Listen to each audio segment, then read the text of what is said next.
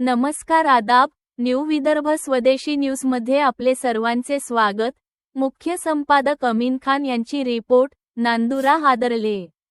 रेती माफियांचा थेट तहसील कार्यालयात घुसून जीवघेणा हल्ला। तहसीलदारांवर लोखंडी वस्तूने वार। नांदुरा, जिल्हा बुलढाणा। आज दिनांक 23 एप्रिल 2026 रोजी नांदुरा शहरात आज एक अत्यंत धक्कादायक आणि गंभीर घटना घडली असून अवैध रेती वाहतुकीवर कारवाई करणाऱ्या महसूल विभागाच्या पथकावर थेट तहसील कार्यालयातच जीवघेणा हल्ला करण्यात आल्याने प्रशासनात खळबळ उडाली आहे। मिळालेल्या माहितीनुसार सकाळी सुमारे 11 वाजता नांदुरा बायपास मोताळा रोड येथे तहसीलदार श्री अजितराव जंगम यांच्या मार्गदर्शनाखाली मंडळ अधिकारी एस.आर. बंगाळे व महसूल सेवक फरहान अहमद यांच्या पथकाने अवैध रेती वाहतूक करणारा टिप्पर MH28 AB 7638 जप्त केला होता। ही कारवाई महाराष्ट्र जमीन महसूल अधिनियम 1966 च्या कलम 48 अंतर्गत करण्यात आली।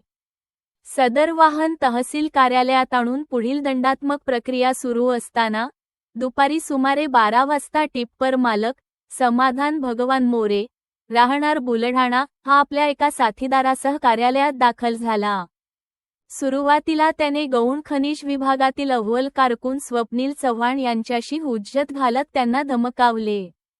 यानंतर परिस्थिती अचानक चिघळली आणि आरोपी समाधान मोरे याने थेट तहसीलदार श्री अजितराव जंगम यांच्या कक्षात घुसून त्यांच्या डोक्यावर मागील बाजूस लोखंडी वस्तूने प्रहार केला।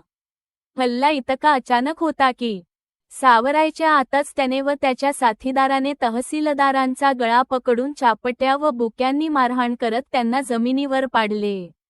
इतकेच नव्हे तर त्यांचा शर्ट फाडून "तू वाळूच्या गाड्या पकडतोस, तुला जीवन सोडणार नाही" अशी उघड धमकीही दिली। घटनास्थळी उपस्थित नायब तहसीलदार श्रीशैल वटटे यांनी हस्तक्षेप करत हल्लेखोरांना रोखण्याचा प्रयत्न केला असता त्यांनाही "तुला पोटात सुरी खुपसतो" अशी धमकी देत धक्काबुक्की व मारहाण करण्यात आली। हल्ल्यानंतर आरोपी दोघेही तहसील कार्यालयाबाहेर उभी असलेल्या पांढऱ्या रंगाच्या विनानंबर क्रेटा कारने वेगात फरार झाले। या घटनेवेळी कार्यालयातील अनेक कर्मचारी व साक्षीदार उपस्थित होते। या प्रकरणी नायब तहसीलदार श्रीशैल वटटे यांच्या फिर्यादीवरून नांदुरा पोलीस ठाण्यात गुन्हा दाखल करण्यात आला असून FIR क्रमांक 0280/2026 अंतर्गत भारतीय न्याय संहिता BNS 2023 च्या कलम 132, 121, 121, 2, 352, 351, 2, 351, 3 आणि 3, 5 अंतर्गत गुन्हे नोंदवण्यात आले आहेत। प्रशासनात संतापाची लाट। या घटनेमुळे महसूल विभागातील अधिकारी व कर्मचाऱ्यांमध्ये तीव्र संताप व्यक्त केला जात असून शासकीय कर्तव्य बजावत असताना अशा प्रकारे थेट कार्यालयात घुसून हल्ला होणे ही अत्यंत गंभीर बाब असल्याचे बोलले जात आहे। पुढील कारवाईकडे लक्ष। पोलीस प्रशासनाने आरोपींचा शोध सुरू केला असून लवकरच त्यांना अटक होण्याची शक्यता व्यक्त केली जात आहे।